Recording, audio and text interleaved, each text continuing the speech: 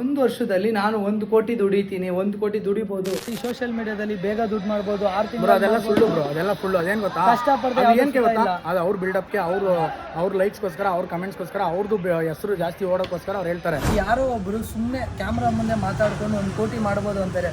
ಅದು ನಿಜವಾಗ್ಲೂ ಮಾಡ್ಬೋದಾಗತ್ತೆ? ಮಾಡ್ಬೋದು. ಇವ್ರು ಹೇಳಿದ್ ಕೇಳಿಸ್ಕೊಂಡ್ರೆ ಈ ಇನ್ಸ್ಟಾಗ್ರಾಮಲ್ಲಿ ಕೋಟಿ ದುಡಿಯೋದು ಈಸಿ, ಲಕ್ಷ ದುಡಿಬೋದು ಹಾಗೆ ಹೀಗೆ ಅಂತ ಹೇಳ್ತಾರೆ. ಬಟ್ ಅದು ಸುಳ್ಳು ಅಂತ ಹೇಳ್ತಾ ಇದ್ದಾರೆ. ಅದು 100% ನಿಜ.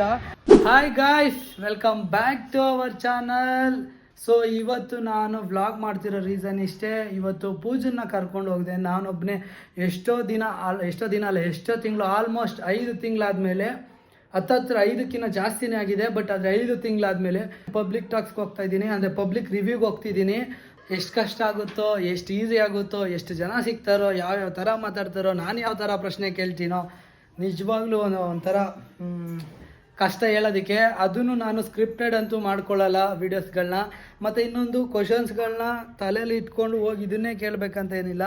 ಬರೋ ಪರ್ಸನ್ ಯಾವ ಥರ ಇರ್ತಾರೆ, ಅವ್ರಿಗೆ ಯಾವ ಥರ ಇಂಪ್ಯಾಕ್ಟ್ ಆಗ್ಬೋದು ನಾನು ಕೇಳೋ ಪ್ರಶ್ನೆ, ನಾನು ಫಸ್ಟ್ ಯೋಚನೆ ಮಾಡಿ ಆಮೇಲೆ ಆ ವ್ಯಕ್ತಿಗೆ ತಕ್ಕಂತೆ ಪ್ರಶ್ನೆನ ಕೇಳೋದು ನಾನು. ಆ ಒಂದು ಪ್ರಶ್ನೆ ಕೇಳಬೇಕಾದ್ರೆ ಅವ್ರು ಯಾವ ಥರ ಆನ್ಸರ್ ಮಾಡ್ತಾರೆ ಅಂತ ನಾನು ವೆಯ್ಟ್ ಮಾಡ್ತಿರ್ತೀನಿ. ಅದೇ ರೀತಿ ನನ್ನ ಜೀವನಕ್ಕೆ ಅವ್ರು ಹೇಳೋ ಪ್ರಶ್ನೆ ಉತ್ತರ ಯಾವ್ದಾದ್ರು ನನಗಿಷ್ಟ ಆಯಿತು ಅಂದರೆ ನಾನು ಅದನ್ನು ಬಳಸ್ಕೊಳ್ತೀನಿ. ಅಷ್ಟೇ ಅಲ್ಲದೆ ಪಬ್ಲಿಕ್ ಪ್ಲೇಸಲ್ಲಿ ಕೇಳೋದು ನಿಜವಾಗ್ಲೂ ಕಷ್ಟ ಗುರು. ನಾವು ಅಂದ್ಕೊಂಡಷ್ಟು ಈಸಿ ಅಲ್ಲ. ಪ್ರತಿಯೊಬ್ಬರು ಸಿಗ್ತಾರೆ, ಪ್ರತಿಯೊಬ್ಬರು ಮಾತಾಡ್ತಾರೆ ಅನ್ನೋದಂತೂ ಸುಳ್ಳು. ನಾವು ಕೇಳೋ 100 ಜನದಲ್ಲಿ ಒಂದು 10 ಜನ ಮಾತಾಡ್ಬೋದು. ಆ 10 ಜನದಲ್ಲಿ ಕರೆಕ್ಟಾಗಿ ಮಾತಾಡೋರು ಒಂದು 3 ಜನ ಸಿಗ್ಬೋದು. ಅದರಲ್ಲಿ ನಾವು ಎಡಿಟ್ ಮಾಡಿ ಅಪ್ಲೋಡ್ ಮಾಡೋದಕ್ಕೆ ತುಂಬಾ ಟೈಮ್ ಹಿಡಿಯುತ್ತೆ. ಇಷ್ಟೆಲ್ಲ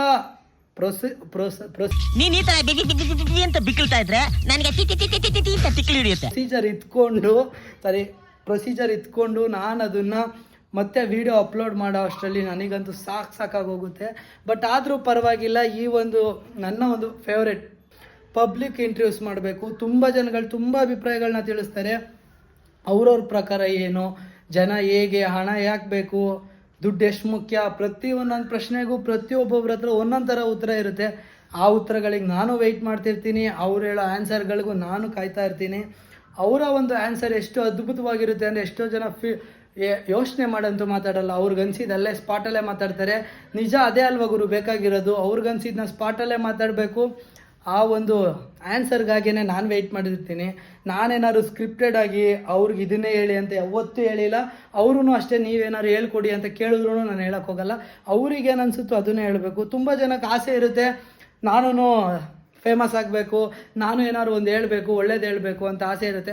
ಬಟ್ ಅದರಲ್ಲಿ ಬರೋ 100 ಜನದಲ್ಲಿ, ನಾನು ಕೇಳೋ 100 ಜನದಲ್ಲಿ ಒಂದು 10 ಜನ ಸೆಲೆಕ್ಟ್ ಆಗ್ತಾರೆ. 10 ಜನದಲ್ಲಿ ಎಡಿಟಿಂಗ್ ಕೂತ್ಕೊಂಡ್ರೆ ಒಂದು 2 ಇಲ್ಲ 3 ಜನ ಮಾತ್ರನೇ ಒಳ್ಳೊಳ್ಳೆ ಆನ್ಸರ್ಗಳು ಮಾಡಿರ್ತಾರೆ. ಒಳ್ಳೊಳ್ಳೆ ರಿಸಲ್ಟ್ ಸಿಗೋವಂಥ ಕ್ವಶನ್ಗಳಿಗೆ ಆನ್ಸರ್ ಮಾಡಿರ್ತಾರೆ. ಅದಕ್ಕೆ ಅಲ್ವಾ ನಮ್ಮ ಚಾನಲಲ್ಲಿ ತುಂಬ ಬೇಕಾದಷ್ಟು ಮಿಲಿಯನ್ ವ್ಯೂಸ್ ಆಗಿರೋದು. ಯಾಕಂದರೆ ಅವ್ರು ಹೇಳೋ ಆನ್ಸರ್ಗಳು ಕರೆಕ್ಟಾಗಿರುತ್ತೆ, ನಾವು ಮಾಡೋ ಎಡಿಟಿಂಗು ಅಷ್ಟೇ ಚೆನ್ನಾಗಿರುತ್ತೆ ಅಂತ ನಾನು ಅಂದ್ಕೊಂಡಿದ್ದೀನಿ. ಯಾಕಂದರೆ ಮಿಲಿಯನ್ಸ್ ಗಟ್ಟಲೆ ವ್ಯೂಸ್ ಹೋಗಬೇಕು ಅಂದರೆ ಅಷ್ಟೇ ಎಡಿಟಿಂಗ್ ಮುಖ್ಯ ಆಗುತ್ತೆ. ಅದಲ್ಲದೆ ಅವ್ರು ಹೇಳೋ ಆನ್ಸರು ಮುಖ್ಯ ಆಗುತ್ತೆ. ನಿಮ್ಗೇನಾದರೂ ಅವ್ರ ಆನ್ಸರ್ಗಳು ಮತ್ತೆ ನೋಡಬೇಕು, ಕಾಯಬೇಕು ಅಂತ ಅಂದ್ಕೊಂಡಿದ್ದೀರಾ, ಕೇಳಬೇಕು ಅಂತ ಅಂದ್ಕೊಂಡಿದ್ದೀರಾ, ಹಾಗಾದರೆ ನಮ್ಮ ಜೊತೆನೇ ಇರಿ. ಈ ವಿಡಿಯೋ ಪೂರ್ತಿ ನೋಡೋ ಅಷ್ಟರಲ್ಲಿ ನಿಮಗೆ ಬೇಕಾದಷ್ಟು ಆನ್ಸರ್ಸ್ಗಳು, ಕ್ವಶನ್ಸ್ಗಳು ವಿಡಿಯೋ ಸಿಗ್ತಾನೆ ಹೋಗುತ್ತೆ. ನಿಮಗೆ ಹೋಗ್ತಾ ಪಬ್ಲಿಕ್ಗಳ ಮೈಂಡ್ಸೆಟ್ ಹೆಂಗಿದೆ ಅಂತ ನನ್ನ ಜೊತೆನೇ ನಿಮ್ಮನ್ನು ಕರ್ಕೊಂಡು ಹೋಗ್ತೀನಿ. ಹಾಗೆ ಅವ್ರನ್ನೆಲ್ಲನೂ ತೋರಿಸ್ಕೊಂತ ಬರ್ತೀನಿ. ಓಕೆ ಗೈಸ್, ಹಾಗೆ ನನ್ನ ಜೊತೆನೇ ಇರಿ. ನಿಮಗೆ ಈ ಕಂಟಿನ್ಯೂಷನ್ ಸಿಗುತ್ತೆ ವಿಡಿಯೋದಲ್ಲಿ. ಜನ ಏನೇನು ಹೇಳ್ಬೋದು, ಏನೇನು ತಿಳ್ಕೊಂಡಿರ್ಬೋದು, ಎಷ್ಟು ತಿಳ್ಕೊಂಡಿರ್ಬೋದು ಅನ್ನೋದಕ್ಕೆ ಉತ್ತರ ನನ್ನ ಜೊತೆ ಇದ್ದರೆ ಮಾತ್ರ ನಿಮಗೆ. 1 minute 37 seconds later.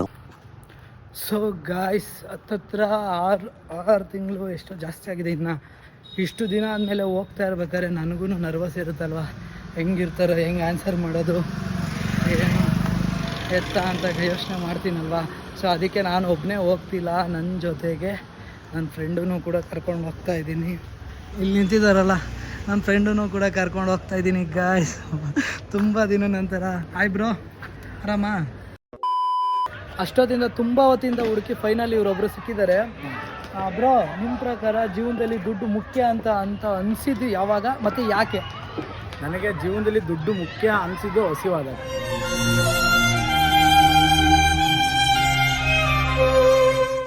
ನನಗೆ ಯಾವಾಗ ಯಾರು ನಮ್ಮ ಜೊತೆಲಿದ್ದವರು ರೂಮು ಏನು ಕೊಡದಲೆ ಮನೆ ಕೊಡದಲೆ ಒಂದು ಟೈಮು ಏನೋ ಕಷ್ಟದಲ್ಲಿದ್ದಾಗ ಹೊರಗಡೆ ಕಳಿಸಿದಾಗ ನನಗೆ ಯಾವಾಗ ಎಲ್ಲಿ ನಾನು ಅವಾಗ ಚಿಕ್ಕ ಹುಡುಗ 14-15 ವರ್ಷ, ಅವಾಗ ನಾನು ಬಂದಾಗ ಬೆಂಗಳೂರಲ್ಲಿ ಕೆಲಸ ಮಾಡೋದಾಗ ರೂಮ್ ಇಲ್ದಲೆ ಎಲ್ಲ ಕೆಲಸ ಮಾಡ್ಕೊಂಡು ಇರೋ ಟೈಮಲ್ಲಿ ಹೋಟ್ಲಲ್ಲಿ ಅವಾಗ ಮೊದಲು ಆಮೇಲೆ ಫಸ್ಟು ಹೋಟೆಲ್ ಇರಲಿಲ್ಲ, ಕ್ಲಬ್ಬಲ್ಲಿದ್ದೆ. ಆವಾಗ ಊಟ ಸಿಗ್ತಾ ಇರಲಿಲ್ಲ. ಆಮೇಲೆ ಚಿನ್ನಸ್ವಾಮಿ ಸ್ಟೇಡಿಯಮಲ್ಲೆಲ್ಲ ಕೆಲಸ ಮಾಡಿದ್ದೆ, ಅಲ್ಲಿ ಊಟ ಸಿಗ್ತಾ ಇರಲಿಲ್ಲ.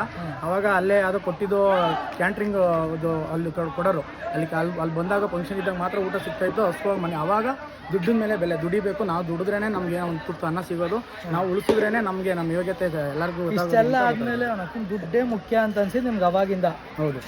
ಈ ದುಡ್ಡನ್ನ ಹೇಗೆ ಮಾಡಬೇಕು ಅಂತ ಈಗ ಇನ್ಸ್ಟಾಗ್ರಾಮಲ್ಲಿ ಒಂದು ವರ್ಷದಲ್ಲಿ 6 ತಿಂಗಳಲ್ಲಿ 1 ಕೋಟಿ ದುಡಿಬೋದು ಅಂದ್ರೆ ಅವೆಲ್ಲ ಸುಳ್ಳು ಬ್ರೋ. ದುಡ್ಡಲ್ಲಿ ನಾನು ಹೇಳ್ಬಿಡ್ತೀನಲ್ವ, ದುಡ್ಡು ಮಾಡಬೇಕು ಅಂದರೆ ಕಷ್ಟ ಬೀಳಬೇಕು, ದುಡಿಬೇಕು. ದುಡಿಮೆ ಯಾರು ನಿಯತ್ತಾಗಿ ಮಾಡ್ತಾನೆ, ದುಡಿಯೋದು ಎಲ್ಲರೂ ದುಡಿತಾರೆ.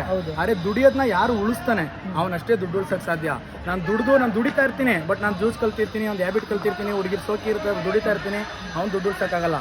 ನಾನು ದುಡಿದು ನನ್ನ ಯೋಗ್ಯತೆಗೆ ತಕ್ಕನಾಗಿ ನಾನು ಖರ್ಚು ಮಾಡಬೇಕು. ಈ ಕಡೆ ತಿನ್ನೋದು ಉಣ್ಣೋದು ಇರಬೇಕು, ಅದು ಒಂದು ಯಾವಾಗಲೂ ಲಿಮಿಟೇಷನಲ್ಲಿ ದುಡ್ದು ಉಳ್ಸಂಗಿರಬೇಕು. ನಮ್ಮ ಮನೆಗೆ ಒಂದಿಷ್ಟು ಸೇವಿಂಗ್ ಅಂತ ಕೊಡಬೇಕು, ನಮ್ಮ ಅಕೌಂಟಲ್ಲಿ ಸೇವಿಂಗ್ ಮಾಡಬೇಕು. ಏನಾದರೂ ಒಂದು ಐಟಮ್ಗೋ, ಒಂದು ಜಾಗಕ್ಕೋ, ಒಂದು ಒಡವೆಗೋ ದುಡ್ಡು ಹಾಕಬೇಕು.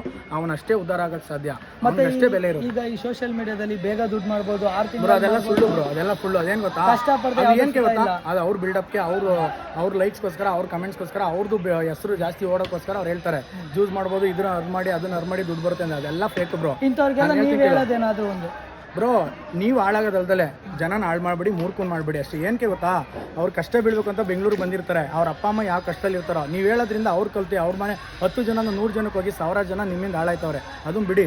ಕಷ್ಟ ಬಿದ್ದು ಯಾವೊಂದು ಅವನು 10,000 ದುಡಿಲಿ, ಅವ್ನು ನೆಮ್ಮದಿಯಾಗಿರ್ತಾನೆ. ಅವನು ಕಷ್ಟ ಬೀಳ್ದಲ್ಲಿ ಇದು ಹ್ಯಾಬಿಟ್ ಕಲ್ದವನು ಇವತ್ತು 1 ಕೋಟಿ ಬರ್ಬೋದು, ನಾಳೆ ಒಂದು 10 ಕೋಟಿ ಅವನು ಸಾಲ ಮಾಡಿರೋ ದುಡ್ಡೆಲ್ಲ ಕಿತ್ಕೊಂಡು ಹೋಗ್ಬಿಡುತ್ತೆ. ಅದೆಲ್ಲ ನಂಬಕ್ಕೆ ಹೋಗ್ಬಿಡಿ. ನಿಯತ್ತಿಂದ ಯಾರು ದುಡಿತಾನಲ್ಲ, ದುಡ್ದು ಯಾರು ಉಳಿಸ್ತಾನಲ್ಲ, ಅವನಷ್ಟೇ ಉದ್ಧಾರ ಆಗೋಕ್ಕೆ ಸಾಧ್ಯ. ಆ ಥರದವ್ರು ಎಷ್ಟೋ ಜನ ಅವರೇ, ಕಷ್ಟ ಬಿದ್ದು ದುಡ್ದಿರೋರು ಎಷ್ಟೋ ಜನ ಅವರೇ. ಇವ್ರು ಹೇಳಿದ್ ಕೇಳಿಸ್ಕೊಂಡ್ರೆ ಈ ಇನ್ಸ್ಟಾಗ್ರಾಮಲ್ಲಿ ಕೋಟಿ ದುಡಿಯೋದು ಈಸಿ, ಲಕ್ಷ ದುಡಿಬೋದು ಹಾಗೆ ಹೀಗೆ ಅಂತ ಹೇಳ್ತಾರೆ. ಬಟ್ ಅದು ಸುಳ್ಳು ಅಂತ ಹೇಳ್ತಾ ಇದ್ದಾರೆ. ಅದು 100% ನಿಜ. ಕಷ್ಟಪಡದೆ ಯಾವ ದುಡ್ಡು ನೀವು ಫ್ರೀಯಾಗಿ ಬರಲ್ಲ. ಫ್ರೀಯಾಗಿ ಬರೋದು ನಮ್ಮ ಹತ್ರ ಇರೋದು ಇಲ್ಲ ಬ್ರೋ. ಫ್ರೀ ಯಾವುದು ಬರಲ್ಲ. ನಾವು ಏನು ದುಡಿತೀವಲ್ಲ ಆ ದುಡ್ಡು ನಮ್ಮ ಹತ್ರ ಇರುತ್ತೆ ಬ್ರೋ. ನಾವು ಕಷ್ಟ ಬಿದ್ದು ದುಡಿಯೋ ದುಡ್ಡು ಇರುತ್ತೆ, ಬಟ್ ಉಳಿಸೋ ಯೋಗ್ಯತೆ ಎಲ್ಲರಿಗೂ ಬರಲ್ಲ. ಯಾವನು ಉಳಿಸ್ತಾನಲ್ಲ ಅವನಷ್ಟೇ ಉದ್ಧಾರ ಆಗೋಕ್ಕೆ ಸಾಧ್ಯ. ಬ್ರೋ, ನಿಮ್ಮ ಲೈಫಲ್ಲಿ ನೀನು ಈಗೆಲ್ಲ ಬದುಕಬೇಕು, ನೀನು ಈ ಥರ ಅಲ್ಲ ಅಂತ ಅಂದ್ಬಿಟ್ಟು ಒಬ್ಬರು ನಿಮಗೆ ಇಂಪ್ಯಾಕ್ಟ್ ಮಾಡಿದ ವ್ಯಕ್ತಿ ಯಾರು ಬ್ರೋ? ಅಂದರೆ ಈ ಥರ ಜೀವನ ಹಿಂಗಲ್ಲ, ನೀನು ಈ ಥರ ಇರಬಾರ್ದು, ನೀನು ಬದಲಾಗು, ನೀನು ಈ ಥರ ಇರಬಾರ್ದು, ಇನ್ನೂ ಚೆನ್ನಾಗಾಗು ಅಂತ ಯಾರು ಇಂಪ್ಯಾಕ್ಟ್ ಮಾಡಿರೋರು? ಹುಡುಗಿ ಆಗಿರ್ಬೋದು. ನಮ್ಮ ಅಮ್ಮನೇ. ಅವ್ರ ಬಗ್ಗೆ ಏನಾದ್ರು ಹೇಳ್ತೀರಾ? ಇಲ್ಲ ಬ್ರೋ, ನಮ್ಮ ಅಮ್ಮನೇ ನಾನು ಹೇಳಿರೋದು. ಅದೇ ಅವ್ರ ಬಗ್ಗೆ ಏನಾದ್ರು ಹೇಳ್ತೀರಾ? ನಿಮ್ಮ ಅಮ್ಮನ ಬಗ್ಗೆ, ನಿಮ್ಮ ತಾಯಿ ಬಗ್ಗೆ? ಹಂಗಲ್ಲ ಬ್ರೋ, ನಾನು ಹೇಳ್ತಾರೆ ಆ ವಿಚಾರ ಅಲ್ಲ. ನಾನು ಇದಾಗಿದ್ದೇನೋ, ನಾನು ಒಂದು ದುಡ್ಡು ಉಳಿಸ್ತಾ ಇದ್ದೆ, ಬಟ್ಟು ನಮ್ಮ ರಿಲೇಷನ್ ಅವ್ರಿಗಿಂತ ಜಾಸ್ತಿ ಉಳಿಸ್ತಾ ಇರಲಿಲ್ಲ.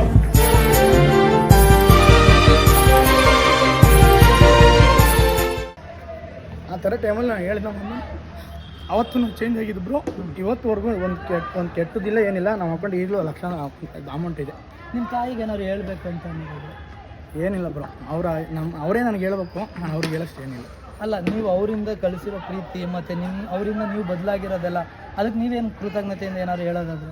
ಅವ್ರಿಗೆ ಹೇಳೋಷ್ಟು ದೊಡ್ಡನಲ್ಲ ಬ್ರೋ, ನಾವು ಅವ್ರಿಗೇನೋ ಮಾಡಿ ತೋರಿಸ್ಬೇಕು. ಫೈನಲಿ ಒಬ್ಬರು ಮಾತಾಡಿದ್ರು, ಬಟ್ ಮಾತಾಡ್ತಾ ಅವರು ಎಮೋಷ್ನಲ್ ಆದರು. ಬಿಕಾಸ್ ಅವ್ರ ತಾಯಿ ಬಗ್ಗೆ ನಿಜವಾಗ್ಲೂ ಒಂದು ತಾಯಿಗೋಸ್ಕರ ಅಳ್ತಿರೋ ವ್ಯಕ್ತಿನೂ ನಿಜವಾಗ್ಲೂ ನಾವು ಖುಷಿ ಪಡಬೇಕು. ಇಷ್ಟು ಜನ ಫ್ರೆಂಡ್ಸ್ಗಳ ಮುಂದೆ ಅವರು ಯಾರನ್ನೂ ಬೇಕಂತ ಅಳಲ್ಲ. ಸೊ ಅವ್ರು ಅಳ್ತಿದ್ದಾರೆ ಅಂದರೆ ಅವರೊಂದು ಫೀಲಿಂಗ್ಸು ಅವ್ರ ತಾಯಿ ಬಗ್ಗೆ ಇರೋ ಗೌರವ. A few inches later. Guys, finally ಈಗ 200 ಮೀಟ್ ಮಾಡ್ತಾ ಇದ್ದೀವಿ. Hi bro. ಬ್ರೋ, ಈಗ ಇತ್ತೀಚೆಗೆ ಇನ್ಸ್ಟಾಗ್ರಾಮಲ್ಲಿ ತುಂಬ ಎಷ್ಟೋ ಜನ ಬರ್ತಾರೆ, ಲ್ಯಾಕ್ಸ್ ಟುಗೆದರ್ ಅಂದರೆ 5 ಲಕ್ಷ 10 ಲಕ್ಷ ವರ್ಷದಲ್ಲಿ 1 ಕೋಟಿ ಮಾಡ್ಬೋದು, ನಾನು ಸಜೆಸ್ಟ್ ಮಾಡ್ತೀನಿ ಹೇಗೆ ಮಾಡೋದು ಅಂತ ಹೇಳ್ತಾರೆ. ಅದು ಆ್ಯಕ್ಚುಲಿ ನಿಜಾನ? ಮಾಡ್ಬೋದಾ? ಅಂದರೆ ಏನೂ ಮಾಡದೆ ಆರಾಮಾಗಿ 1 ವರ್ಷದಲ್ಲಿ 1 ಕೋಟಿ ಮಾಡೋ ಅಷ್ಟು ಕೆಪಾಸಿಟಿ ಇದೆಯಾ? ಬ್ರೋ, ಮಾಡ್ಬೋದು. ಮಾಡೋಕ್ಕಾಗ್ತಿರೋಂಥದ್ದಂತೂ ಏನೂ ಇಲ್ಲ. ಬಟ್ ಅವ್ರವ್ರ ಕೆಪಾಸಿಟಿ ಅವ್ರವ್ರಿಗಿರುತ್ತೆ. ಇವಾಗ ನಿನ್ನ ಕಮಿಟ್ಮೆಂಟ್ಸು ನಿನ್ನ ಕೆಪಾಸಿಟಿನ ಇದು ಮಾಡುತ್ತೆ, ನನ್ನ ಕಮಿಟ್ಮೆಂಟ್ಸು ನನ್ನ ಕೆಪಾಸಿಟಿನ ಇದು ಮಾಡುತ್ತೆ ಅಷ್ಟೇ. ಇವಾಗ ಮಾಡಬೇಕಂತ ಇದ್ದರೆ ಏನಾದರೂ ಮಾಡ್ಬೋದು. ಬಟ್ ಯಾರೋ ಒಬ್ಬರು ಸುಮ್ಮನೆ ಕ್ಯಾಮ್ರಾ ಮುಂದೆ ಮಾತಾಡ್ಕೊಂಡು 1 ಕೋಟಿ ಮಾಡ್ಬೋದು ಅಂತಾರೆ, ಅದು ನಿಜವಾಗ್ಲೂ ಮಾಡ್ಬೋದಾಗತ್ತೆ? ಮಾಡ್ಬೋದು. ಒಬ್ಬ ಮಿಡಲ್ ಕ್ಲಾಸು ಈ ವಿಡಿಯೋನ ನೋಡಿ ಅವ್ನಿಗೆ ಎಷ್ಟು ಇಂಪ್ಯಾಕ್ಟ್ ಆಗುತ್ತೆ, 1 ಕೋಟಿ ಮಾಡಿಬಿಡ್ಬೋದು, ಏನಾದ್ರು ಒಂದು ಮಾಡ್ಬೋದು ಅಂತ ನಿಜವಾಗ್ಲೂ ಅವ್ನ ಕೈಲಿ ಮಾಡೋಕ್ಕಾಗುತ್ತಾ ಮಿಡಲ್ ಕ್ಲಾಸ್ ಅವನಿಗೆ?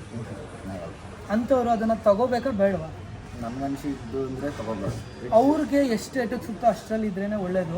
ಇವ್ರು ಯಾರೋ ಒಬ್ರು ಏನೋ ಒಂದು ಹೇಳ್ತಾರೆ ಅಂದ್ಬಿಟ್ಟು ಅವ್ರು ಅದಕ್ಕೆ ಎಕ್ಸ್ಟ್ರಾ ಎಫರ್ಟ್ ಹಾಕಿ ಏನೇನೋ ಆಗಬಾರ್ದು ಅಂತ ನನ್ನ ಅಭಿಪ್ರಾಯದಿಂದ ನಾನು ಕೇಳ್ತಾ ಇದ್ದೀನಿ ಎಲ್ಲ ನಾನು. ಹೌದು ಬ್ರೋ.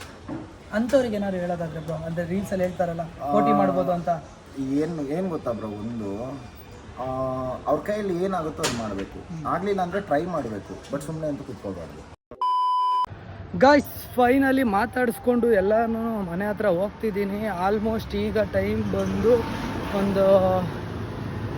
ಆಲ್ಮೋಸ್ಟ್ ಒಂದು ನಿಮಿಷ ಇದೆ, 7 ಗಂಟೆ ಆಗ್ತಾ ಬರ್ತಿದೆ. ಆಲ್ಮೋಸ್ಟ್ 7 ಗಂಟೆ ಅಂದ್ಕೊಳ್ಳಿ. ಈ 7 ಗಂಟೆಲಿ ನಾನು ಹೊರಟಿದ್ದು 4 ಗಂಟೆಗೆ. 4ರಿಂದ 7 ಗಂಟೆ ಅಂದರೆ 3 ಅವರ್ ಸತತ ಪಬ್ಲಿಕ್ನ ಹುಡುಕಿ ಕರೆದು ಎಲ್ಲರೂ ಬನ್ನಿ ಮಾತಾಡಿ ಅಂತ ಕೇಳಿ ಸಾಕಾಯಿತು. ಕೊನೆಗೂ ಮನೆಗೆ ಬಂದೆ. ಇಷ್ಟೊತ್ತವರೆಗೂ ನಾನು ವಿಡಿಯೋ ಮಾಡಿದಾಗ ತುಂಬ ಜನನ ಕೇಳ್ಕೊಂಡಿದ್ದೀನಿ. ನಿಜವಾಗ್ಲೂ ತುಂಬ ಜನನ ಕೇಳ್ಕೊಂಡೋದಕ್ಕೆ ಮಾತಾಡಿದ್ದು ಸ್ವಲ್ಪ ಜನ ಅಷ್ಟೇ. ನಾವು ಎಷ್ಟು ಜನನ ಕೇಳ್ಕೊಂಡ್ರು ಪಬ್ಲಿಕ್ಕಲ್ಲಿ ಮಾತಾಡೋದಕ್ಕೆ ಒಂದಷ್ಟು ಜನ ಯೋಚನೆ ಮಾಡ್ತಾರೆ.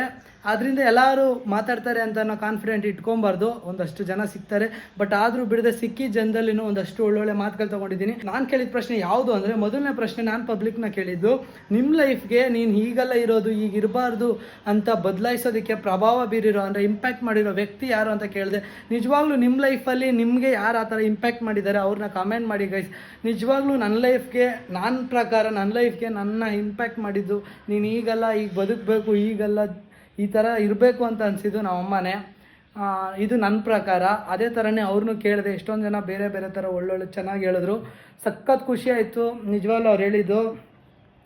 ಇನ್ನೊಂದು ನಾನು ಇಂಪಾರ್ಟೆಂಟಾಗಿ ಒಂದು ಪ್ರಶ್ನೆ ಕೇಳಿದ್ದು, ಆ್ಯಕ್ಚುಲಿ ಇದೇ ನಡೀತಾ ಇರೋದು, ಈಗಿನ ಟ್ರೆಂಡ್ ಇರೋದು ಇನ್ಸ್ಟಾಗ್ರಾಮಲ್ಲಿ 6 ಮಂತ್ಸ್ ಇಲ್ಲ 1 ವರ್ಷದಲ್ಲಿ ನಾನು 1 ಕೋಟಿ ದುಡಿತೀನಿ, 1 ಕೋಟಿ ದುಡಿಬೋದು ಅಂತ ತುಂಬ ಜನ ರೀಲ್ಸ್ ಮಾಡ್ತಿದ್ರು. ಸೊ ಇದನ್ನೇ ಒಂದು ಪ್ರಶ್ನೆಯಾಗಿಟ್ಕೊಂಡು ನಾನು ಎಷ್ಟೊಂದು ಜನನ ಕೇಳಿದ್ದಕ್ಕೆಲ್ಲ ಉತ್ತರ ಕೊಟ್ಟಿದ್ದು ಇಷ್ಟೇ, ನಿಜವಾಗ್ಲೂ 1 ವರ್ಷಕ್ಕೆ ದುಡಿಬೋದಾ ಅಂತ ಕ್ವಶನ್ ಮಾಡಿದೆ. ಗೈಸ್, ನಿಮ್ಗೇನಾದರೂ ಈ ಪ್ರಶ್ನೆ ಇಷ್ಟ ಆದರೆ ನೀವು ಇದು ಕಮೆಂಟ್ ಮಾಡಿ. ನಿಜವಾಗ್ಲೂ 1 ವರ್ಷದಲ್ಲಿ 1 ಕೋಟಿ, ಅದು ಮಿಡಲ್ ಕ್ಲಾಸ್, ದುಡಿಬೋದಾ? ಆ್ಯಕ್ಚುಲಿ ದುಡಿಯೋಕ್ಕಾಗುತ್ತಾ ಆಗಲ್ವಾ? ಓಕೆ ಗೈಸ್, ವಿಡಿಯೋನ ಏನು ಮಾಡ್ಕೊಳ್ತೀನಿ. ಟಾಟಾ ಬಾಯ್. ನೆಕ್ಸ್ಟ್ ವಿಡಿಯೋದಲ್ಲಿ ಮತ್ತೆ ಸಿಗೋಣ ಗೈಸ್.